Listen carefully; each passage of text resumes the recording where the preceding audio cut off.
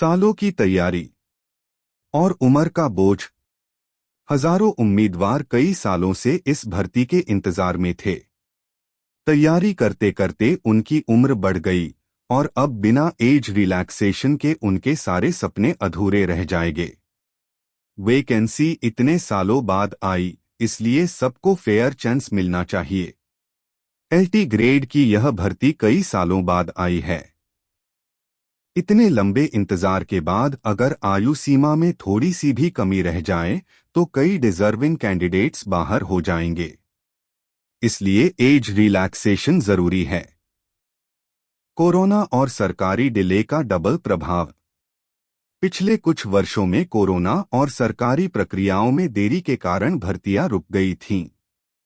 जिनका करियर रुक गया, उनकी उम्र आगे बढ़ती गई। अब एज रिलैक्सेशन के बिना यह भर्ती उनके लिए बेकार हो जाती। इसलिए समय बढ़ाना जरूरी है।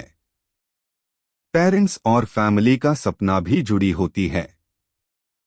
केवल अभ्यर्थी ही नहीं, उनके परिवार, माता पिता सब उम्मीद लगाए बैठे थे कि एक दिन नौकरी मिलेगी। अगर एज रिलैक्सेशन लागू न हो तो परिवारों की सालों की मेहनत और उम्मीदें टूट जाएगी।